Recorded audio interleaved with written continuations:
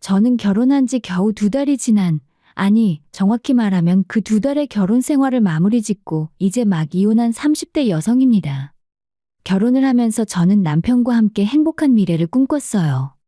그러나 그 꿈은 너무나 쉽게, 너무나 갑작스럽게 산산조각이 나버렸죠. 그 이유가 뭐냐면 바로 남편의 누나, 그러니까 제게는 신우가 된 사람 때문이었습니다.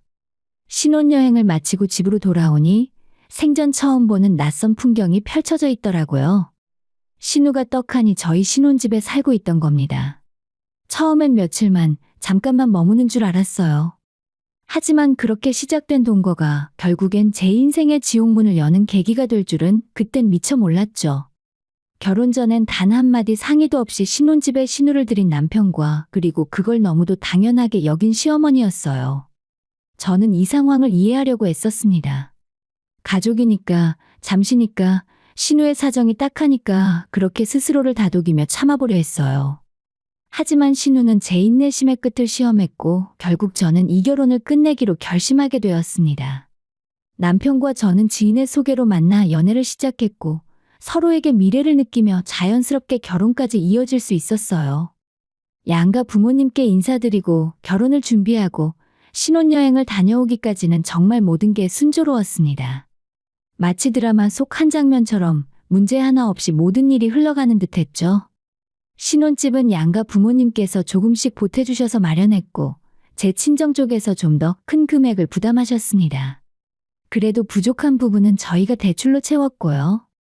제 가족을 간단히 소개하자면 저는 외동딸이고 남편에게는 누나가 한 명 있습니다. 그 신우는 남편보다 먼저 결혼해 시집을 간 상태였고요. 그래서 결혼 준비를 할 때만 해도 신우와 마주칠 일은 거의 없을 것 같았고 가끔 보더라도 큰 문제는 없을 것 같다는 생각에 안심하고 있었어요. 초반에는 긴장도 있었지만 다행히 신우가 잘 대해줘서 성격이 괜찮은가 보다 생각했죠. 하지만 결혼하고 나서 알게 된 현실은 전혀 달랐습니다. 신우가 대형 사고를 쳤다는 것을 뒤늦게 알게 된 거예요. 바로 이혼이었습니다. 정확히 말하면 저만 몰랐던 이야기였어요.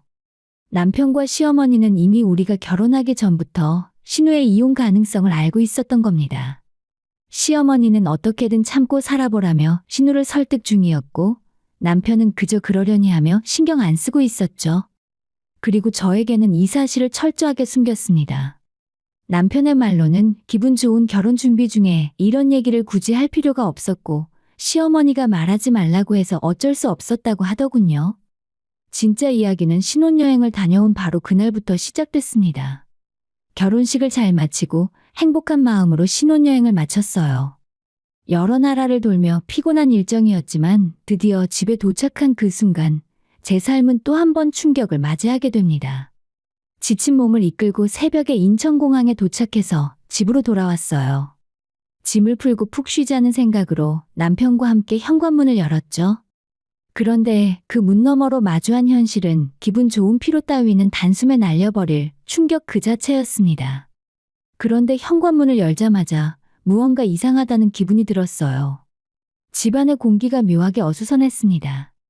정돈되지 않은 흔적들, 사용된 듯한 그릇, 그리고 어딘가에 누군가 있는 것 같은 인기척까지.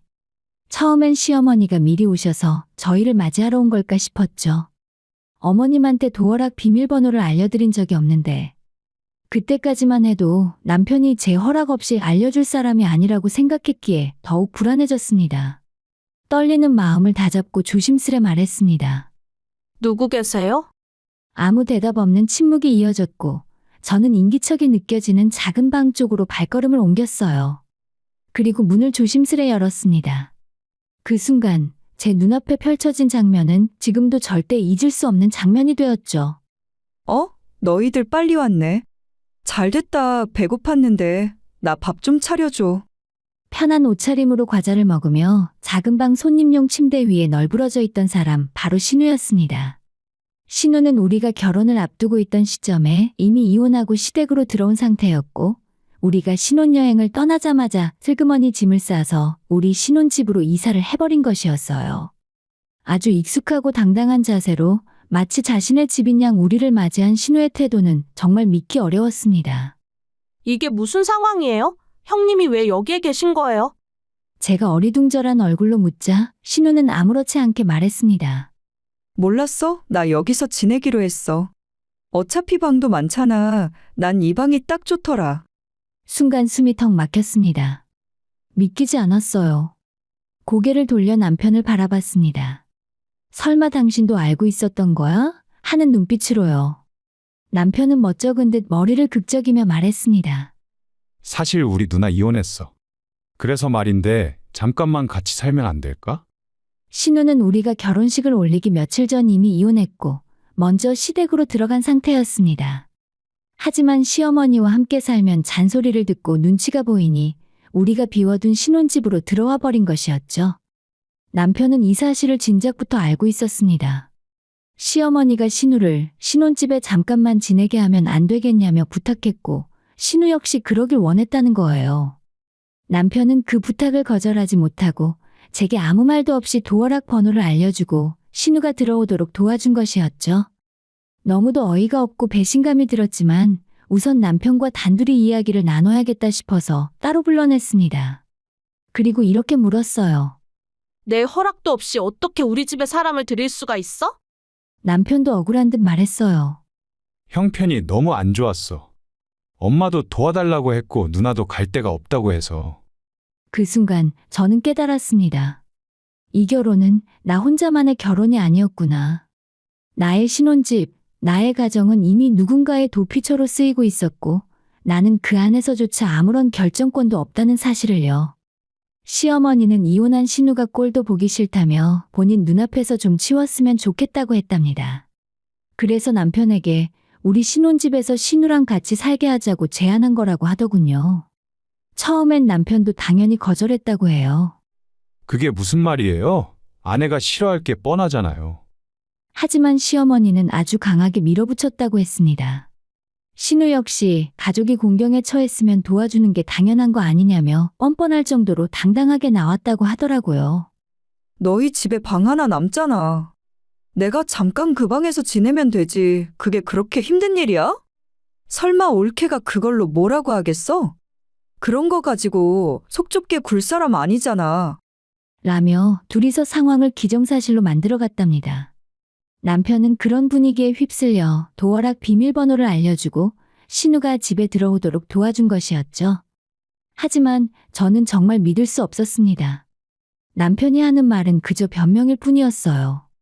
아무리 시어머니가 밀어붙이고 신우가 때를 쓴다 한들 제 남편이라면 저를 먼저 생각했어야죠. 최소한 저한테 미리 말은 했어야 한다고 생각해요. 저는 이 부분이 가장 화가 난다고 말했습니다. 그 어떤 상황보다도 제 동의 없이 일이 벌어졌다는 사실이 저를 가장 무너뜨렸어요. 남편은 연신 고개를 숙이며 미안하다고 말했습니다. 사실은 저에게 미리 말하고 싶었지만 시어머니와 신우가 괜히 결혼 앞두고 말해서 분위기 망치지 말자고 말려서 그랬다 하더라고요. 결혼은 좋은 기분으로 올려야 하는데 신우가 집에 같이 산다는 걸 미리 알면 제가 신경이 쓰일 테고 그럼 결혼식이 망가질 수도 있었을 거라고 생각했대요. 그래서 차라리 신혼여행 다녀온 다음에 말하자고 결정했다고 했습니다. 하지만 저는 남편이 하는 말이 전혀 납득이 가지 않았어요. 장난해? 그게 뭐가 나은 건데? 기분이 나쁜 건 똑같잖아. 차라리 미리 알았으면 내가 우리 집에 들어오는 걸 어떻게든 막았을 수도 있었을 거 아니야. 제 말에 남편은 다시 미안하다며 고개를 숙였습니다. 그러면서 정말 잠깐만 지내는 거니까 조금만 이해해주면 안 되겠냐고 간곡히 부탁을 하더라고요. 하지만 그 잠깐이 대체 얼마인지를 남편도 알지 못했습니다. 정확히 언제 나갈지도 모르는 사람과 그것도 남이 아닌 신우이와 신혼집에서 함께 지내라는 말 그 자체가 저에게는 모욕으로 느껴졌어요. 시어머니도 신우도 잠깐이라는 말을 너무 쉽게 썼습니다. 하지만 며느리 입장에서 시가 식구들과 한 공간에 있는 그 자체가 얼마나 불편하고 고통스러운지 그들은 조금도 생각하지 않았어요. 남편의 마음도 사정도 모르는 건 아니지만 이건 도저히 받아들일 수 없는 일이었습니다. 신혼여행에서 기분 좋게 돌아와서 이런 상황을 마주했다는 건 말 그대로 청천벽력이었어요. 완전히 마른 하늘에서 날아든 날벼락이었죠. 생각할수록 머릿속이 아득해졌습니다. 이 상황을 대체 어떻게 해야 하는지 감도 잡히지 않았어요. 남편은 신우가 이혼은 했지만 아직 전 남편에게 받아야 할 돈이 남아 있어서 지금은 따로 나가 살 상황이 못 된다고 말했습니다. 돈을 받게 되면 곧 독립할 수 있으니 조금만 기다려 달라고 하더군요. 누나 말로는 그리 오래 안 걸릴 거라더라. 그러니까 잠깐만 참고 기다려주면 안 될까? 남편은 아주 간곡하게 정말 간절한 사람처럼 부탁했습니다. 방도 하나 남잖아. 당분간 누나랑 같이 지낸다고 뭐 큰일 나는 것도 아니고 혹시라도 불편한 일 생기면 내가 가운데서 잘 중재할게. 이혼하고 오갈 데 없는 누나를 모른 채 할 수는 없잖아. 남편의 그런 불쌍한 척하는 말투에 진짜 속이 뒤집어질 뻔했습니다. 저는 단호하게 말했죠. 이건 안 되는 일이야. 절대로 있어서는 안 되는 일이야. 당신이 가운데서 아무리 잘하려고 해도 완벽하게 방어가 되겠어? 어차피 신우랑 같이 살면 무조건 문제가 생기게 돼 있어. 하지만 남편은 고개를 절레절레 저으며 말했습니다. 절대 그런 일 없을 거야. 누나도 조용히 있을 거고 절대 너 기분 안 상하게 할 거라고 약속했어. 진짜야. 내가 다시 한번 제대로 말해 놓을게. 믿을 수는 없었지만 그 자신만만한 표정에 혹시나 하는 마음도 들었습니다. 그리고 솔직히 말해서 오갈 데 없는 사람을 집 밖으로 내치는 것도 너무 매정한 일이 아닌가 싶은 생각에 결국 한 발 물러서게 되었죠. 좋아. 대신 진짜 잠깐이라는 조건이야. 그리고 다시 한번 말하지만 신혼 기간에 신우랑 같이 산다는 건 정말 말도 안 되는 일이니까 이건 특별히 참고 넘어가는 거라고 명심해. 남편은 고개를 끄덕이며 알았다고 했습니다.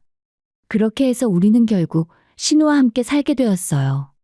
그리고 그 순간부터 지옥 같은 신혼생활이 시작됐습니다. 우리 집에서 지내는 신우의 모습은 상상 이상이었어요. 먼저 미안해하는 기색이 전혀 없었습니다. 저희 눈치를 보는 일, 그런 건 단 한 번도 없었어요. 오히려 당당하고 떳떳하게 마치 자기가 이 집의 주인인 양 굴었죠. 신우는 일을 할 생각도 하지 않았습니다. 매일 해가 중천에 떠 있을 때 일어나 새벽까지 거실 소파에 누워 TV를 보거나 방에서 핸드폰으로 쇼핑을 했고 냉장고는 저보다 더 자주 열었어요. 집안에 있는 먹을거리는 죄다 건드렸고 심지어 제 간식을 사다 놓으면 그것마저 까서 먹어치웠습니다. 청소 빨래, 신우의 사전엔 그런 단어가 아예 없었습니다. 설거지는커녕 자기가 먹은 쓰레기 하나 치우지 않았어요. 주말이 되면 남편이 신우의 옷을 세탁하고 신우가 먹은 식기를 남편이 설거지하고 신우의 방을 남편이 직접 청소하는 모습을 봤습니다. 그 꼴을 보니 도저히 참을 수 없더라고요. 지금 뭐 하는 거야? 형님은 손이 없어, 발이 없어? 왜 당신이 그걸 다 해? 그러자 남편은 이런 말을 했습니다. 누나는 우리 집의 손님이잖아. 내가 해줄 수 있는 건 좀 해주는 게 맞지.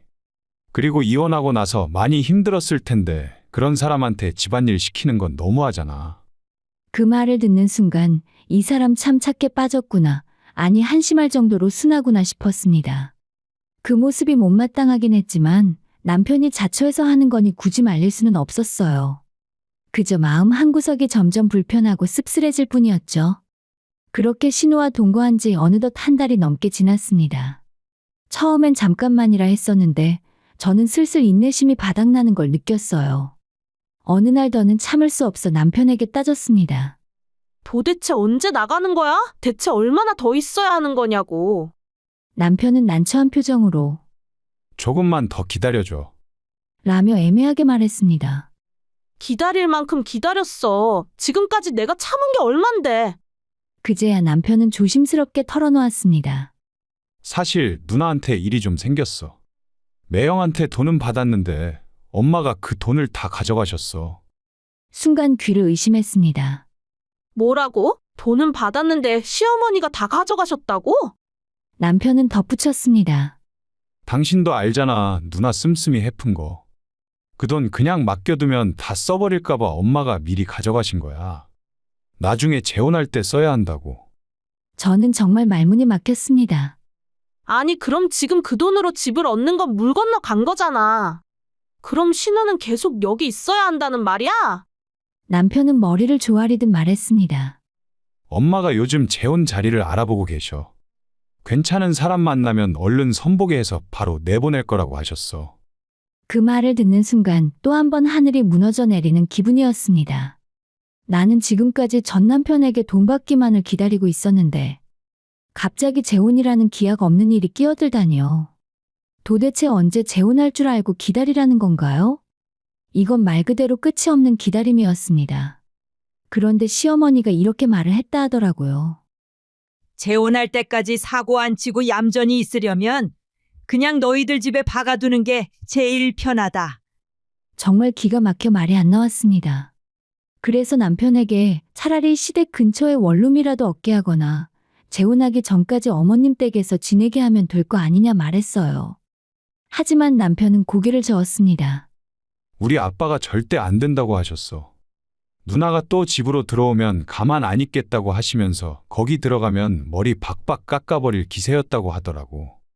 결국 모든 결정은 내려져 있었습니다. 신우는 우리 집에서 계속 살아야 한다는 거예요. 남편은 다시 한번 저를 설득했습니다. 앞으로 딱 3달만 기다려줘. 진짜야. 우리 엄마 추진력은 알아주잖아. 소문 돌기 전에 얼른 선봐서 재혼시킬 거래. 3달 안에 끝내겠다 하셨어. 하지만 저는 더는 믿을 수 없었습니다. 이미 잠깐이라던 약속이 무너졌는데 또다시 3달을 기다리라니요. 안 돼. 난 이렇게는 더 이상 못 살아.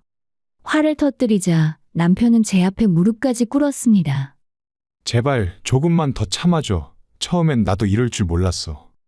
매형한테 돈 받으면 끝날 줄 알았는데 엄마가 갑자기 재혼 얘기를 꺼내셔서. 근데 누나도 내 누나잖아. 쫓아낼 수도 없고 그냥 좀 도와주면 안 될까? 남편의 말은 한없이 진심처럼 들렸습니다. 게다가 신우가 집안일을 하지 않긴 해도 남편이 대신 설거지하고 빨래하고 눈치 보며 저와의 사이를 유지하려 최선을 다하고 있다는 것도 알았기에 그 마음이 안쓰러워지기도 했습니다. 그래, 딱 한 번만 더, 진짜 마지막이다. 신우의 재혼 전까지만 나도 참아보자. 그렇게 또다시 마음을 다잡고 남편의 간곡한 부탁을 받아들였습니다. 하지만 그날 이후 신우는 본격적으로 본색을 드러내기 시작했어요. 어느 날 퇴근하고 지친 몸을 이끌고 집에 돌아오자 신우는 소파에 퍼질러 앉아 TV를 보고 있었습니다. 다녀왔습니다. 대충 인사를 하고 안방에 들어가려는 찰나 신우가 리모컨을 거실 테이블에 툭 던지며 말했습니다. 어머, 지금 뭐 하는 거야? 집에 왔으면 청소를 먼저 해야지. 순간 멈칫했어요. 제가 네 하고 묻자 신우는 짜증을 섞어가며 말했습니다. 얼른 옷 갈아입고 거실 좀 치워. 먼지가 보여서 그런지 눈이 따갑네. 그리고는 마치 자기가 집주인이라도 되는 듯 집안 구석구석을 손가락으로 가리키며 지적하기 시작했습니다. 저보다 먼저 퇴근한 남편이 옆에서 보고 있다가 저 대신 청소를 하려고 하자 신우는 또 말했어요. 야, 너가 왜 이거래? 원래 올케가 해야 하는 거 아니야?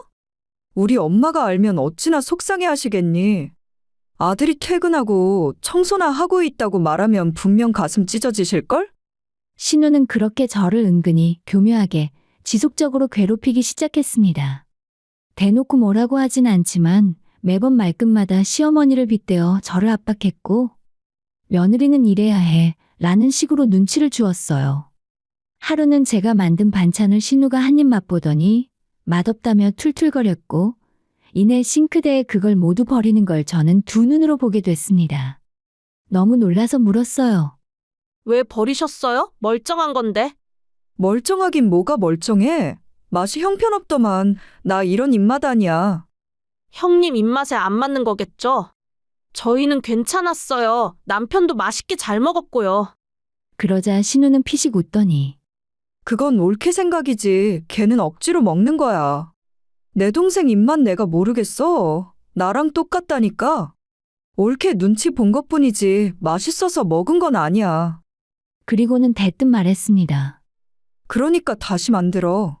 이번엔 간 맞춰서 깊은 맛이 좀 나게. 그 순간 정말 온몸이 화가 나서 달아오르는 느낌이었습니다. 집안 살림에 단 한 푼도 보태는 것도 없는 신우가 제 정성 들인 음식에 이딴 식으로 트집을 잡는다니 용납하기 힘들었어요.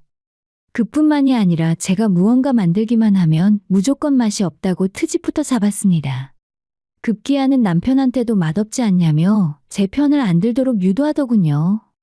또 제가 주말에 집안 구석구석 청소를 돌릴 때면 팔짱을 낀 채 서서 물 청소는 안 하냐? 화장실 머리카락 남아있던데. 하며 시어머니처럼 잔소리를 늘어놓았습니다. 저는 신우가 아니라 시모를 모시고 살고 있는 거 아닐까 생각할 만큼 신우와의 동거는 고통이었어요. 그리고 마침내 결정적인 사건이 터졌습니다. 그날은 회사에서 유독 힘든 하루를 보내고 지쳐서 집에 돌아왔어요.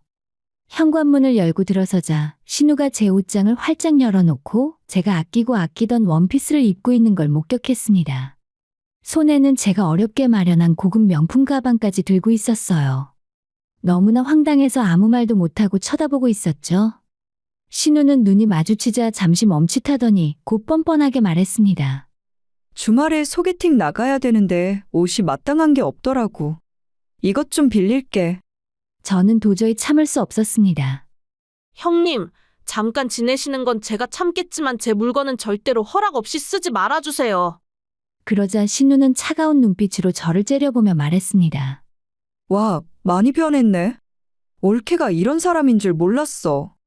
사람이 왜 이렇게 눈치를 줘, 가족끼리. 옷 좀 입고 가방 좀 맨다고 뭐 어때서 그래? 내 사정 뻔히 알면서 이러는 거야? 정말 어처구니가 없었습니다. 눈치요? 형님이 눈치를 보신다고요? 눈치라는 건 제가 보는 거예요. 제가 얼마나 눈치 보며 참고 있는 줄 아세요? 그 말에 신우는 더 격해졌습니다. 그건 네가 말을 못되게 하니까 그런 거지. 이왕 같이 살게 됐으면 좋게 좋게 좀 지내면 안 돼? 그리고 올케가 나 빨리 내쫓으라고 닥달하고 있잖아.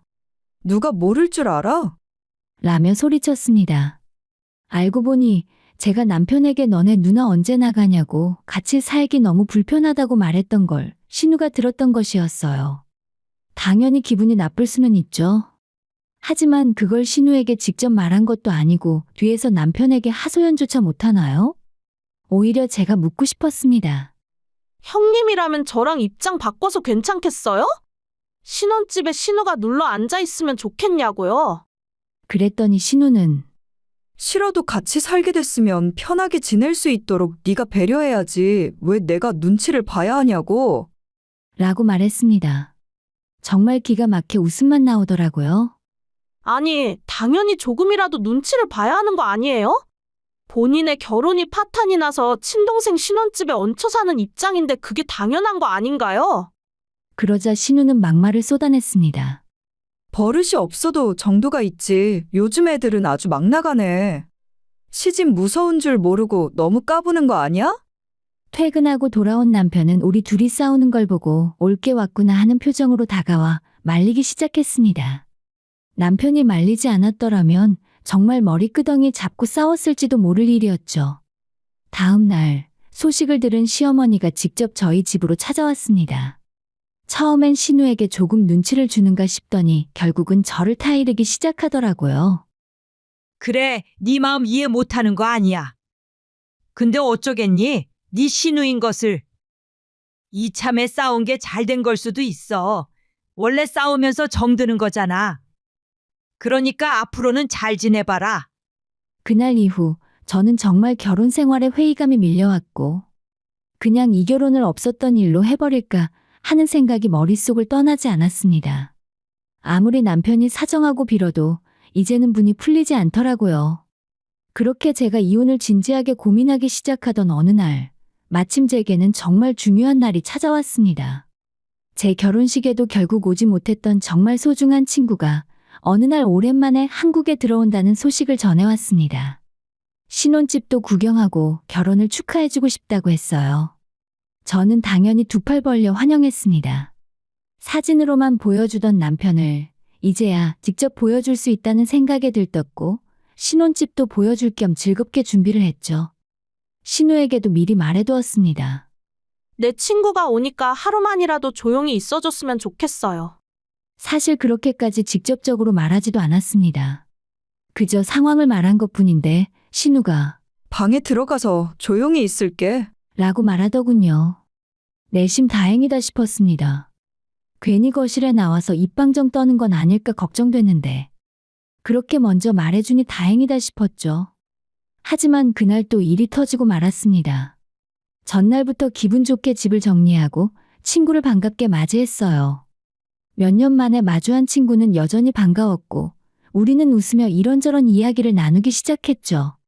그런데 분위기가 막 무르익기 시작하던 찰나. 신우의 방문이 벌컥 열리며 신우가 거실로 나왔습니다. 어머, 네가 우리 올케 친구구나? 방에 조용히 들어가 있겠다던 사람이 왜 갑자기 튀어나오나 싶었습니다. 중간에서 간단히 서로를 소개하고 친구와 식사나 하려고 주방으로 이동하는데 신우는 우리가 움직이는 대로 따라오더니 말문을 열었어요. 친한 친구니까 아는지 모르겠지만 우리 올케가 요리도 잘하고 청소도 잘하고 살림도 어찌나 잘하는지 몰라? 말투는 우스꽝스럽고 웃으며 말했지만 그 말이 순수한 칭찬이 아니라는 걸 저는 바로 알 수 있었습니다. 그리고 결정적인 한마디가 뒤따랐습니다. 우리 동생이 진짜 집안일 해줄 가정부 하나는 잘 골라왔다니까. 그 말에 순간적으로 정적이 흘렀습니다. 친구는 어색하게 웃으며 제 눈치를 살폈고 저는 얼굴이 화끈거렸어요. 단순한 농담 같을 수도 있었겠지만 그동안 신우가 해왔던 말과 행동들을 떠올리자 그 말은 명백한 비아냥이자 조롱이었습니다. 저를 망신주고 싶어 일부러 꺼낸 말이라는 걸 뼈저리게 느꼈어요. 그리고는 마치 아무 일도 없다는 듯 올케, 친구 그렇게 계속 세워둘 거야? 빨리 식사도 차리고 커피도 타고, 나 먹을 과일도 좀 깎아서 내 방으로 가져다 줘. 종부리듯 명령하고는 방으로 쏙 들어가 버렸습니다. 그 이후로 저는 그 친구와 나눈 대화가 기억나지 않았어요. 마음이 무너졌고 부끄러웠고 당황스러웠습니다. 무엇보다도 내가 이런 집에서 살고 있다는 현실이 친구 앞에서 너무 창피했어요. 그걸 느낀 친구도 미안한 얼굴로 밥은 됐고 인사만 하고 가겠다고 했고 저도 말릴 수가 없었습니다. 밖까지 배웅을 하러 나가는데 가려던 친구가 발을 멈추더니 조심스레 물었습니다. 너 괜찮아? 방금 그 형님이라는 사람 뭔가 좀 정상적인 관계는 아닌 것 같은데. 그리고는 말을 이었습니다. 너 시집살이 심하게 당하고 있는 거야? 왜 아무 말도 못하고 가만히 있어? 그 말에 저는 애써 웃으며 괜찮다고 했습니다. 요즘 좀 다퉈서 저러는 거야. 나도 만만한 사람 아니잖아. 그냥 참는 거지 당하고 사는 거 아니야. 친구에게 괜한 걱정을 끼치고 싶지 않았고 너무 오랜만에 본 소중한 친구 앞에서 제 지금의 불행을 솔직하게 말할 용기조차 없었습니다. 그날 밤 저는 아무 말도 하지 않은 채 소파에 앉아 조용히 천장을 바라보고 멍하니 있었어요. 그날은 분명히 이혼이라는 단어가 내 안에서 처음으로 확실하게 자리 잡은 날이었습니다. 며칠 후 남편과 신우 때문에 크게 다투게 되었고 결국 제 입에서는 이혼 이야기가 튀어나오게 되었어요. 남편은 놀랐지만 옆에서 저희 싸우는 소리를 듣고 있던 신우가 저를 비웃으며 말했습니다. 이혼? 마음대로 해. 너 대신 더 괜찮은 올케 구하면 되겠네. 내 동생은 이혼 좀 했다고 안 죽어. 그래봤자 너 나한테 겁주려고 쇼하는 거 아니야? 형님, 제가 이혼 결심하게 된 건 당신 때문이 맞아요. 근데 두 번째 이유는 당신 같은 사람을 감싸고 두둔한 남편 때문이라고요. 신우는 피식 웃으며 그게 뭔 소리야? 라고 되물었고 저는 단호하게 말했습니다. 나는 남편이랑 알콩달콩 살아보려고 결혼했지. 무조건 참으라고 강요당하는 노예 계약서에 도장 찍은 적 없어요. 남편은 저한테 무언가 말을 하려 했지만 저는 손을 들어 조용히 막았습니다. 됐어. 이제 당신이 하는 미안하단 말도 이해해달란 말도 듣고 싶지 않아. 그 말 듣고 버틴 게 벌써 몇 달인데 더는 들을 이유도 없어졌어. 그 말과 함께 이혼 서류를 테이블 위에 내려놓았습니다.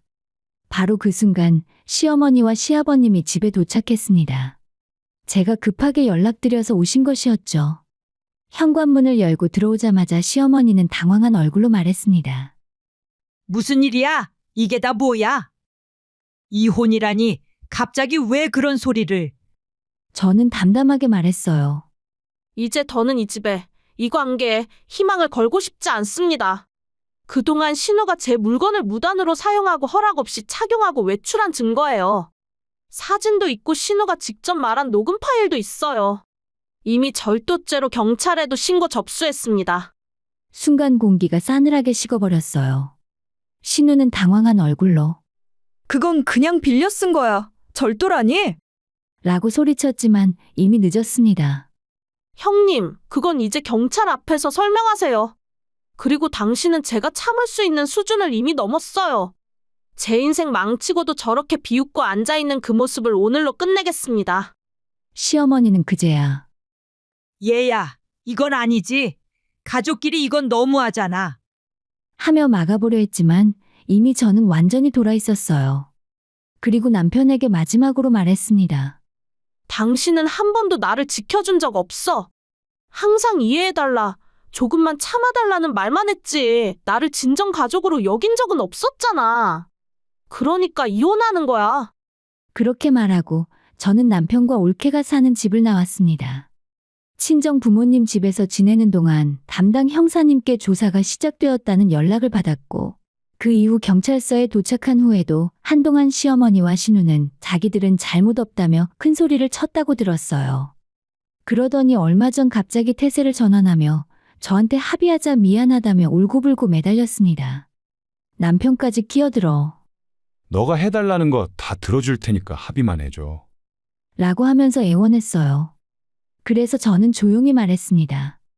내 조건은 딱 두 가지야. 하나, 아무런 조건 없이 순순히 이혼에 응할 것. 둘, 집은 나에게 넘길 것. 그게 싫으면 나도 끝까지 갈 거고 합의할 생각 없어. 결국 남편은 고개를 끄덕였고 저는 원하는 모든 조건을 받아낸 뒤 이혼했습니다.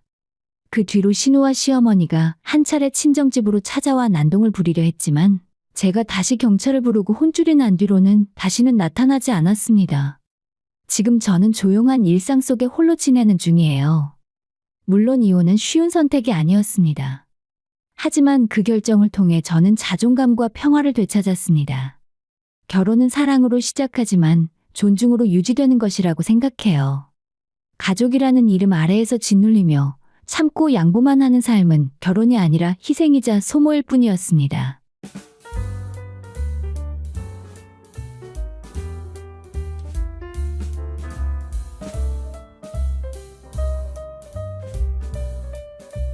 저는 31살이고 지방광역시에 있는 중견기업에서 일하는 평범한 직장인이었습니다.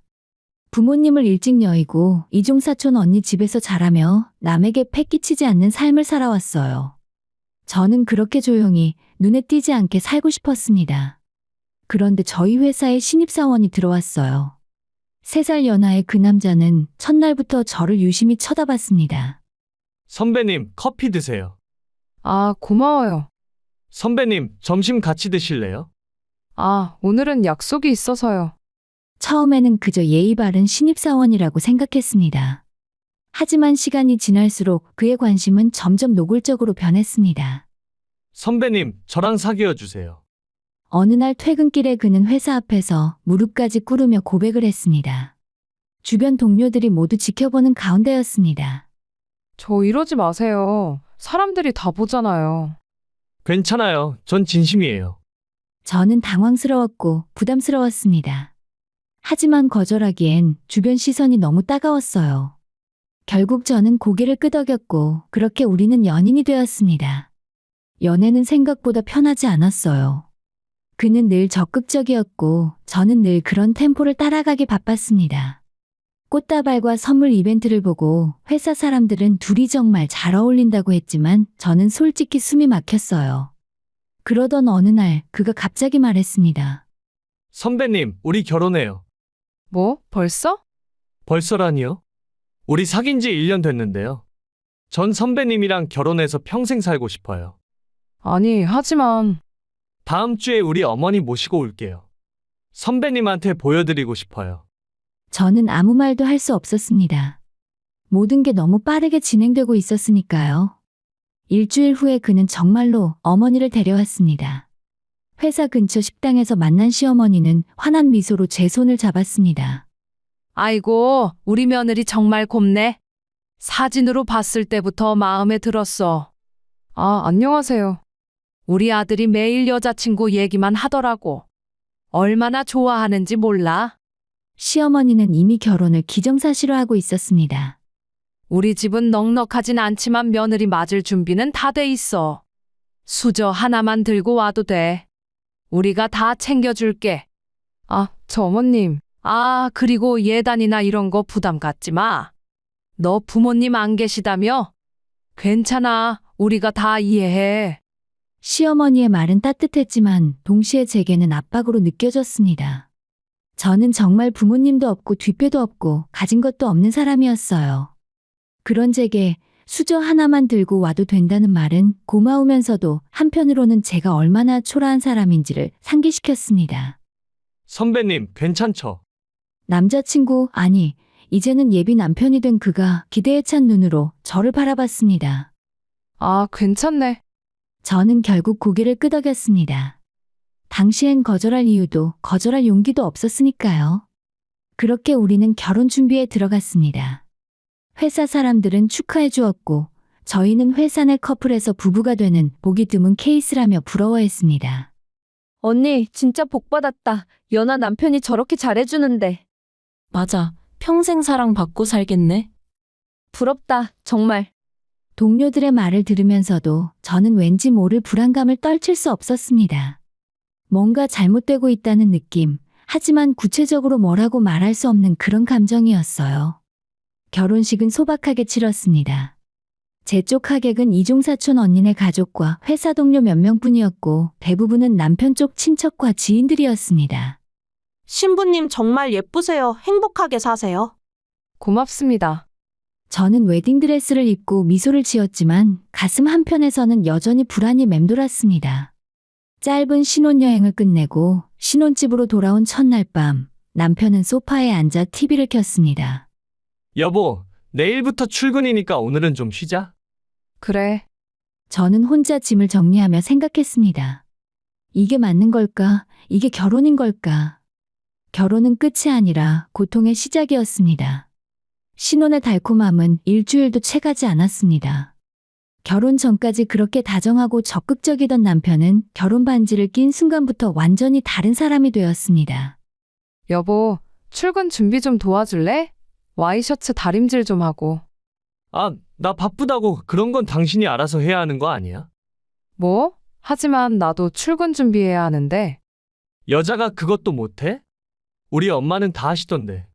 저는 어이가 없었지만 신혼 초라 큰 싸움을 만들고 싶지 않아서 참았습니다. 그렇게 아침마다 남편의 옷을 챙겨주고 아침 식사를 준비하고 설거지까지 하고 나면 저는 항상 지각 직전이었습니다. 주말도 편하지 않았어요. 여보, 이번 주말에 친구들 불러서 집들이 할 거야. 뭐? 갑자기? 내가 준비할 시간이 없는데. 뭐가 그렇게 어려워? 음식 좀 준비하고 치우면 되지. 몇 명이나 오는데. 한 10명? 결국 그 주말에 저는 혼자서 10명분의 음식을 준비하고 집 청소를 하고 손님 접대를 했습니다.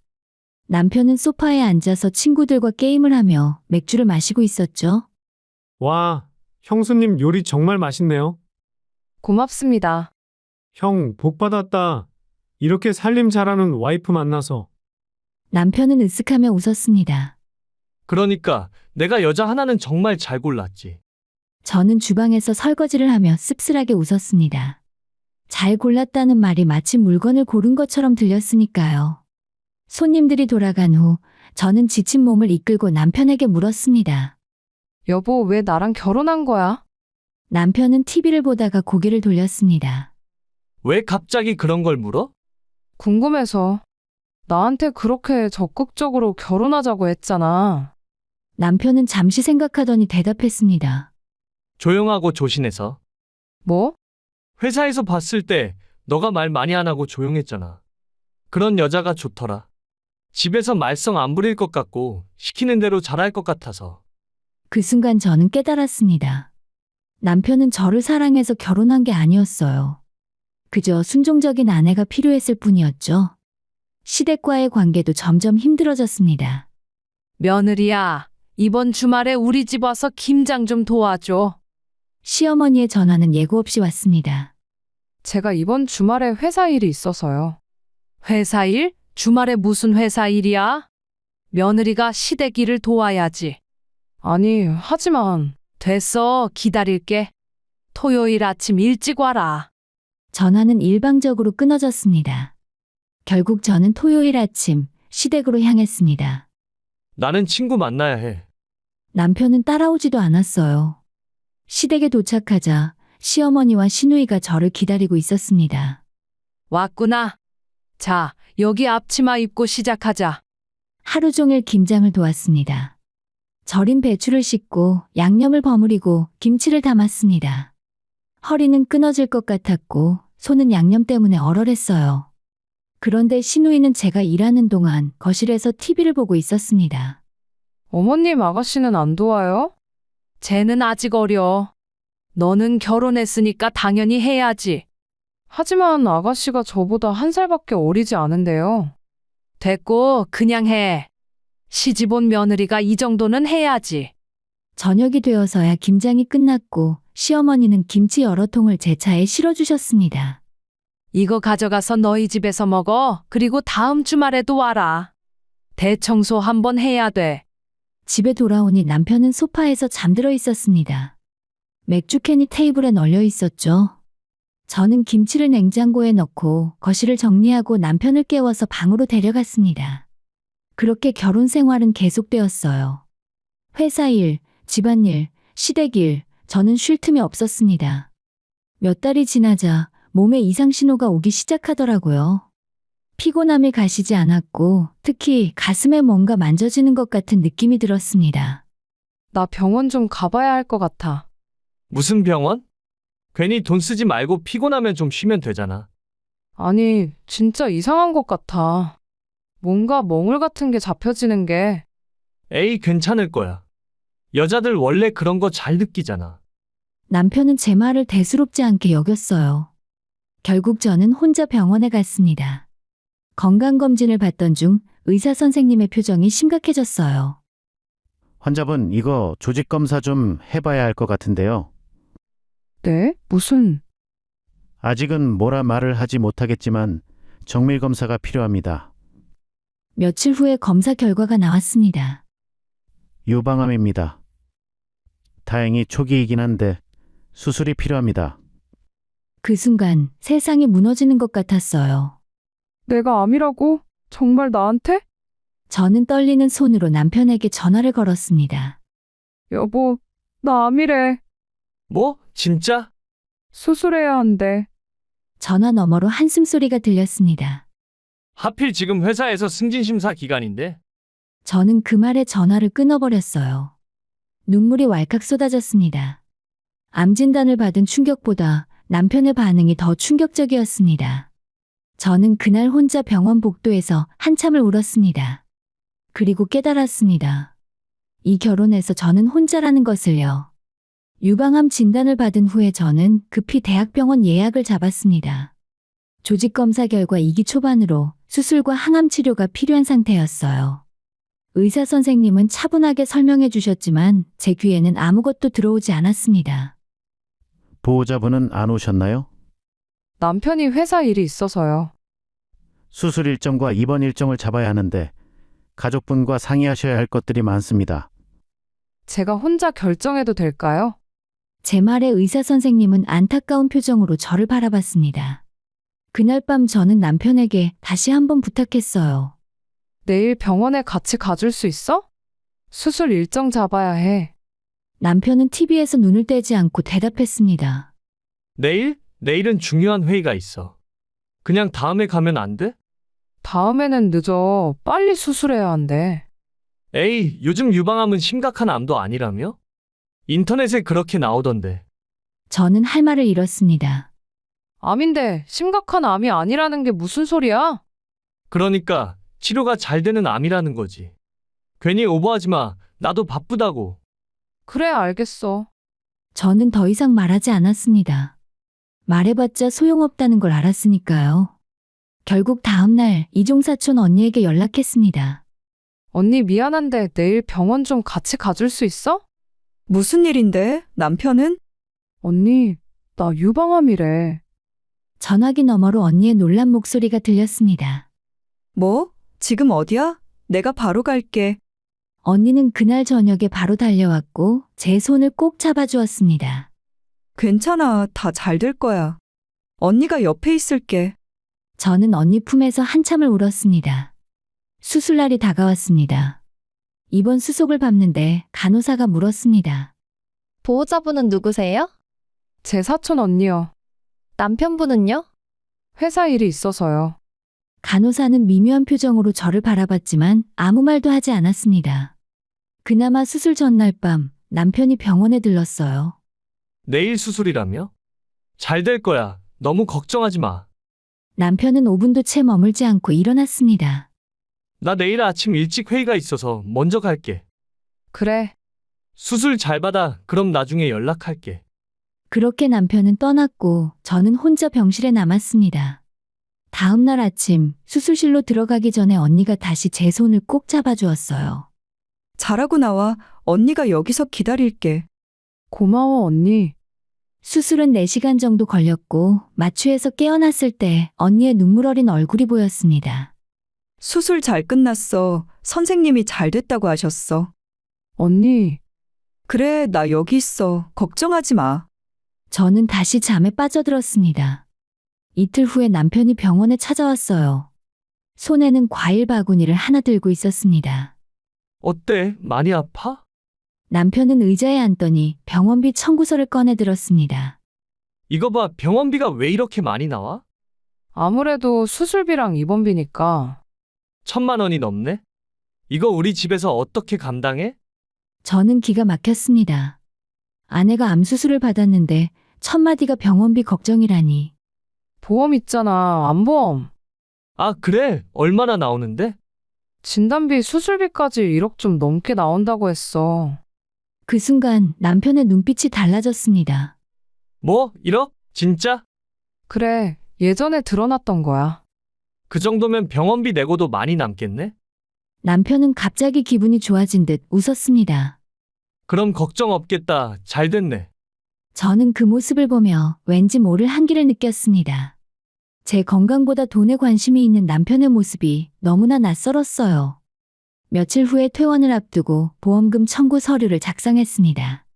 정확한 금액은 1억 3천만 원이었습니다. 생각보다 더 많이 나오네. 남편은 신이 난 듯 말했습니다. 이 돈으로 뭐 할까? 우리 차라도 바꿀까? 이건 내 치료비랑 앞으로를 위한 거야. 치료비는 이미 보험으로 다 됐잖아. 남는 돈은 우리가 쓰면 되지. 당신 돈이나 내 돈이나 같은 건 마찬가지지 뭐. 저는 말문이 턱하고 막혔습니다. 퇴원 후에 집으로 돌아왔지만 남편은 여전히 아무것도 돕지 않았어요. 여보, 설거지 좀 도와줄래? 아직 팔이 아파서. 아, 나 피곤해. 당신이 좀 천천히 하면 되잖아. 하지만 난 수술한 지 얼마 안 됐는데. 수술 잘 됐다며? 의사가 괜찮다고 했잖아. 그리고 조금씩 움직이는 게 회복이 더 빠르대. 저는 한숨을 쉬며 설거지를 시작했습니다. 팔의 통증이 느껴졌지만 참을 수밖에 없었어요. 보험금이 통장에 입금되던 날, 남편은 유난히 친절했습니다. 오늘 외식할까? 네가 좋아하는 일식집 가자. 갑자기? 당신 몸 회복해야 하니까 맛있는 거 먹어야지. 저는 이상한 예감이 들었지만 따라 나섰습니다. 식사 중에 남편의 핸드폰이 울렸어요. 엄마, 우리 지금 밥 먹는 중이야. 응? 그래, 알았어. 전화를 끊은 남편이 말했습니다. 우리 어머니가 이번 주말에 오신대. 무슨 일로? 그냥 며느리 수술했다고 걱정돼서 오신다는데? 하지만 그건 새빨간 거짓말이었습니다. 진짜 이유는 제 보험금 때문이었어요. 그리고 그 보험금은 제가 상상도 못한 방식으로 사라지게 됩니다. 저는 그때 몰랐어요. 이보다 더 큰 배신이 저를 기다리고 있다는 것을요. 그 주말, 시어머니가 정말로 우리 집에 오셨습니다. 며느리야, 몸은 좀 어때? 네, 어머니, 많이 나아졌어요. 그래, 다행이다. 암은 무서운 거니까 제발 안 하게 잘 관리해야 해. 시어머니는 평소보다 다정했고 저를 위한 음식도 직접 만들어 오셨어요. 바보 같은 저는 그런 모습에 조금 감동했습니다. 역시 가족이구나. 아무리 평소엔 무심해도 아플 땐 챙겨주시는구나. 하지만 저녁 식사 후에 분위기가 달라지기 시작했습니다.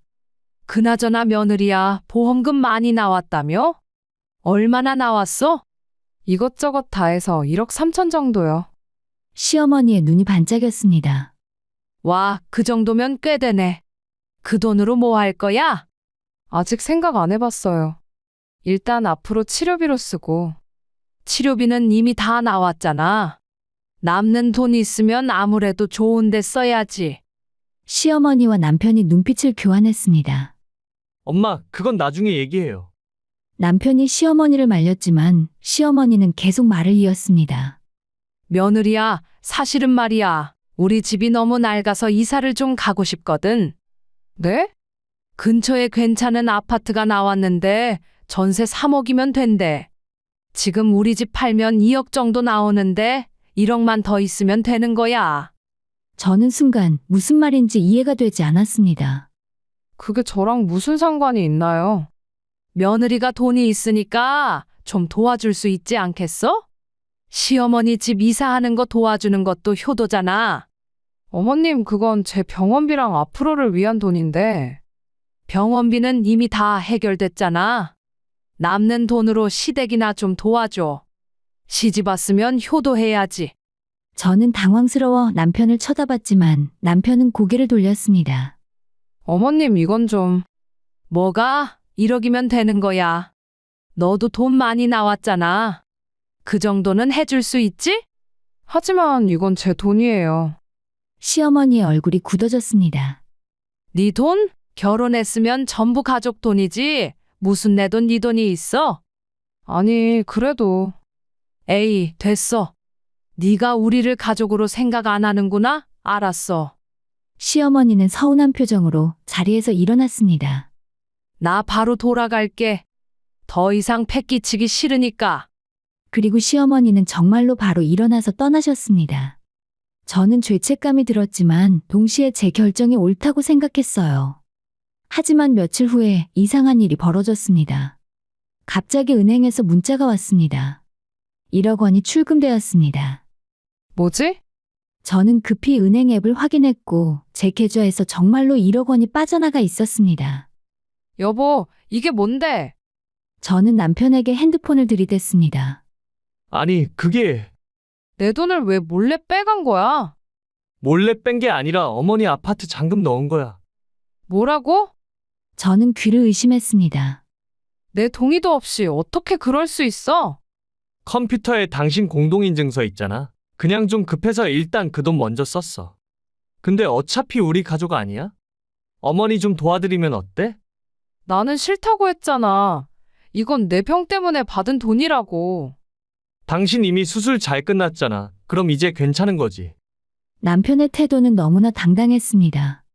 결혼했으면 시댁에 효도하는 게 당연한 거 아니야? 요즘 며느리들은 다들 왜 이 모양이야? 저는 말문이 막혔습니다. 당신 지금 뭐라고 한 거야? 사실대로 말한 거지.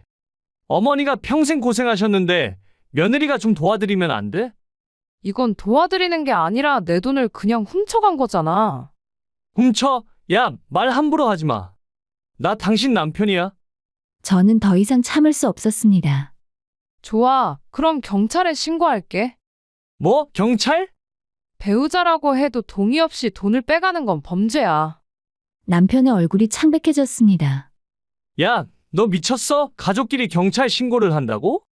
가족이면 이렇게 해도 돼? 그리고 내가 암수술 받을 때 당신은 뭐 했어? 그건 회사 일이 바빠서. 병원에 한 번도 제대로 안 왔잖아. 보호자료도 안 가지고 입원했을 때도 회사 일 바쁘다고 안 왔잖아. 아니, 나도 바빴다고. 그럼 나는 암 환자였는데 혼자 모든 걸 감당해야 했다고. 저는 눈물을 흘리며 소리쳤습니다. 그런데 이제 와서 내 보험금은 챙기겠다고? 시어머니 집을 얻어주려고? 남편은 아무 말도 하지 못했습니다. 다음 날 날이 밝자마자 저는 변호사 사무실을 찾아갔어요. 변호사님, 저 남편이랑 이혼하고 싶어요. 무슨 일이 있으셨나요? 저는 그동안의 일들을 모두 설명했습니다. 결혼 후에 남편의 태도 변화, 암 진단 받았을 때의 무관심, 그리고 보험금 무단 인출까지. 모든 이야기를 들은 변호사는 고개를 끄덕였습니다. 배우자 동의 없는 계좌 인출은 명백한 불법입니다. 이걸로 형사고소도 가능하고 이혼 사유로도 충분합니다. 그럼 돈은 돌려받을 수 있나요? 물론입니다. 그리고 위자료 청구도 가능합니다. 저는 그 자리에서 이혼 소송 준비를 시작했어요. 집으로 돌아왔을 때는 시어머니가 와 있었습니다. 며느리야, 이야기 다 들었어. 경찰에 신고하겠다고? 이건 어머님도 연루된 일이에요. 제 동의 없이 제 돈을 쓰셨잖아요. 뭐? 연루? 우리 아들이 준 돈인데 뭐가 문제야? 아들이라고 마음대로 줄 수 있는 돈이 아니었어요. 제 명의 계좌에서 제 동의 없이 빠져나간 돈이에요. 시어머니의 얼굴이 붉어졌습니다. 너 지금 시어머니한테 이러는 거야? 아파트 계약까지 다 했는데.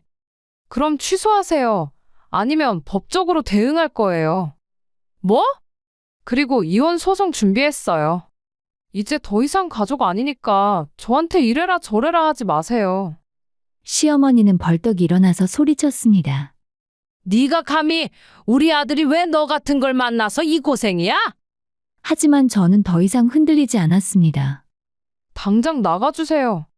안 나가시면 경찰 부를 거예요. 결국 시어머니는 욕설을 퍼부으며 집을 나갔습니다. 그날 밤 남편이 제 앞에 무릎을 꿇었습니다. 누나 미안해. 내가 잘못했어. 이혼은 하지 말자. 아니, 늦었어. 제발 한 번만 용서해줘. 당신은 나를 사람으로 본 적이 없잖아.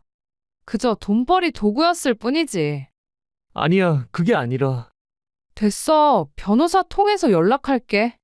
저는 방으로 들어가서 문을 잠갔습니다. 몇 달 후에 합의 이혼이 성립되었습니다. 저는 1억 원의 이자까지 톡톡하게 쳐서 돌려받았고 위자료는 받지 않는 조건으로 빠르게 이혼을 마무리했어요. 자유를 되찾은 저는 새로운 시작을 준비했습니다. 하지만 이야기는 여기서 끝나지 않았어요. 남편과의 이혼 후 1년이란 시간이 흘렀습니다. 그 사이에 저는 직장을 옮겼고 회사 근처 작은 원룸에서 혼자만의 평온한 삶을 살고 있었어요. 암 치료 후 정기검진도 꾸준히 받았고 다행히 재발 없이 건강을 회복해 가고 있었습니다. 매일 아침 커피를 마시며 창밖을 바라보는 시간이 행복하더라고요. 그러던 어느 날 낯선 번호로 전화가 걸려왔습니다. 여보세요. 누나, 나야. 그 목소리를 듣는 순간 저는 온몸이 얼어붙었습니다. 바로 전 남편이었어요. 왜 전화했어? 나 좀 만나줄 수 있어? 만날 일 없어. 끊을게. 잠깐, 제발 5분만 시간 내줘. 목소리가 떨리고 있었습니다. 뭔가 심상치 않았습니다. 무슨 일인데? 전화로 말고 직접 보고 얘기하고 싶어. 저는 한참을 망설이다가 결국 카페에서 만나기로 했습니다. 약속 장소에 나타난 전 남편은 제가 아는 모습이 아니었어요. 얼굴은 헬쓱했고 체중도 많이 줄어 있었습니다. 머리카락도 많이 빠진 것처럼 보이더라고요. 많이 변했네. 나도 알아. 전 남편은 커피를 주문하지도 않고 바로 말을 꺼냈습니다. 나 췌장암이야. 뭐? 사기 말기야. 수술도 못한대. 그 말에 저는 숨이 멎는 것 같았습니다. 의사가 길어야 몇 달이래. 전 남편의 눈에서 눈물이 흘러내렸습니다. 너무 무섭고 힘들어서 누나한테 연락했어. 미안해. 정말 미안해. 내가 누나한테 못되게 굴었던 거 다 알아. 그때 내가 정말 잘못했어. 저는 아무 말도 할 수 없었습니다. 근데 지금 너무 무서워. 혼자서 이걸 견딜 자신이 없어. 그래서 나한테 뭘 바라는 건데? 전 남편은 고개를 들어 저를 바라봤습니다. 너가 내 보호자가 되어줄 수 있어? 뭐라고? 항암 치료 받으려면 보호자가 필요하고 간병도 누가 해줘야 하는데 지금 나한테는 누나밖에 없어. 어머니는? 어머니는 나이도 있으시고 본인 건강도 안 좋으셔서. 저는 믿을 수 없다는 표정으로 그를 바라봤습니다. 그럼 동생은, 신우이는? 동생은 작년에 시집가서 바빠. 애도 있고. 제발 누나 이번 한 번만. 내가 너무 잘못했어. 용서해줘. 전 남편은 제 손을 잡으려 했지만 저는 그 손을 뿌리쳤습니다. 안 돼. 내가 암 수술 받을 때 당신 뭐 했어? 병원에 오지도 않았잖아. 수술하고 입원했을 때도 회사 바쁘다고 외면했잖아. 전 남편은 고개를 떨궜습니다. 그런 당신이 지금 나한테 보호자가 되어달라고? 미안해. 정말 미안해. 미안하다면 다야. 나는 그때 정말 죽을 것 같았어. 암 진단 받은 것보다 당신의 무관심이 더 아팠다고. 저는 그 말을 마지막으로 일어섰습니다. 이제 우리는 남이야. 다시는 연락하지 마. 누나, 제발. 뒤에서 울부짖는 소리가 들렸지만 저는 뒤돌아보지 않았습니다. 며칠 후, 이번에는 전 시어머니에게서 전화가 걸려왔어요. 며느리야, 미안하다. 저 이제 며느리 아니에요. 알아. 근데 우리 아들 일 때문에. 더 이상 할 말 없어요. 제발 좀 들어봐. 우리 아들이 암이야. 알아요, 들었어요. 그럼 어떻게 모른 척 할 수 있어? 한때 부부였잖아. 제가 암 수술 받을 때는 어땠어요? 아니, 그게 그때 저 혼자 모든 걸 감당했어요. 시어머니도 남편도 아무도 옆에 없었어요. 그때는 미안했어. 이제 와서 미안하다고 하면 뭐해요? 저는 이미 다 잊었어요. 제발 병원만 좀 다녀줘. 간병인 쓰려면 돈이 너무 많이 들어서. 결국 이번에도 돈 때문이었습니다. 안 돼요. 저도 이제는 제 인생 살아야 해요. 이 몹쓸 것이 네가 그러고도 사람이야? 갑자기 시어머니의 목소리가 거칠어졌습니다. 한때 남편이었던 사람이 죽어가는데 그렇게 모른 척 할 수 있어? 네, 할 수 있어요. 어머님이 제 보험금 가져가실 때처럼요.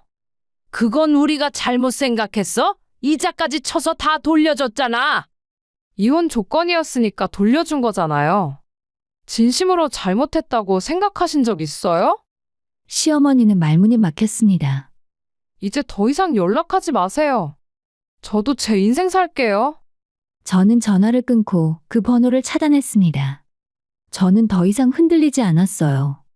제 인생은 제가 지켜야 했으니까요. 그 후로 몇 달이 지났습니다. 저는 평소처럼 출근하고 퇴근하고 주말에는 책을 읽거나 산책을 하며 조용한 일상을 보냈습니다. 전 남편과 시댁 식구들에게서는 더 이상 연락이 오지 않았습니다. 예전 직장 동료에게 오랜만에 연락이 와서 전 남편의 부고 소식을 전해 들었어요. 그날 저녁 집에 돌아와서 소파에 앉았습니다. 창밖으로 해가 지고 있었죠. 정말 죽었구나. 슬픔이 밀려올 줄 알았는데 이상하게도 아무 감정도 느껴지지 않았습니다. 그저 허망하고 한편의 긴 영화가 끝난 것 같은 기분이 들었어요. 머릿속으로 결혼 생활이 스쳐 지나갔습니다. 처음 만났을 때의 그 적극적이던 모습, 결혼식 날의 환한 미소, 그리고 결혼 후에 달라진 냉랭한 태도들. 우리는 왜 이렇게 됐을까? 몇 달 후에 우연히 전 시어머니를 마주쳤습니다. 동네 마트에서였습니다. 시어머니는 저를 보자마자 눈물을 글썽이셨습니다. 며느리야, 우리 아들 결국 갔어. 들었어요. 아파트도 팔았어. 병원비 때문에 이제 원룸에서 혼자 살아. 시어머니의 모습은 초라했어요. 예전처럼 당당하던 모습은 찾아볼 수 없었습니다. 다 내 욕심 때문이야. 내가 너한테 잘했어야 했는데. 이제 지난 일이에요. 너가 나 좀 용서해 줄 수 없겠니? 저는 잠시 생각했습니다. 용서요. 글쎄요. 솔직히 잘 모르겠어요. 그래, 그럴 거야. 시어머니는 쓸쓸하게 웃었습니다. 그래, 너라도 건강하게 살아라. 넌 아직 젊잖아. 어머니도 건강하세요. 저는 그렇게 말하고 자리를 떠났습니다. 그것이 시어머니와의 마지막 대화였습니다. 집으로 돌아오는 길에 저는 많은 생각을 했습니다. 결혼과 이혼, 큰 병과 배신. 지난 몇 년간 정말 많은 일들이 있었어요. 퇴근하고 집으로 돌아오는 길, 저는 편의점에 들러서 제가 좋아하는 아이스크림을 샀습니다. 예전 같았으면 살찐다며 참았을 텐데, 이제는 그냥 먹고 싶을 때 먹었어요. 집에 도착해 소파에 앉아서 아이스크림을 먹으며 TV를 켰습니다. 평범한 일상. 하지만 이 평범함이 얼마나 소중한지 저는 이제야 명확하게 알게 되었죠. 그리고 핸드폰 알람이 울렸습니다. 병원 정기검진 예약 알림이었어요. 내일이 또 병원 가는 날이구나. 저는 더 이상 병원이 두렵지 않았습니다. 정기검진을 받으며 제 건강을 지키는 것, 그것이 저를 사랑하는 방법이라는 걸 알았으니까요. 거울 앞에 섰습니다. 수술 자국이 아직 남아 있었지만 이제는 부끄럽지 않았습니다. 그리고 저는 준비되어 있었습니다. 제 인생을 제가 원하는 방식으로 살아갈 준비가 말이죠.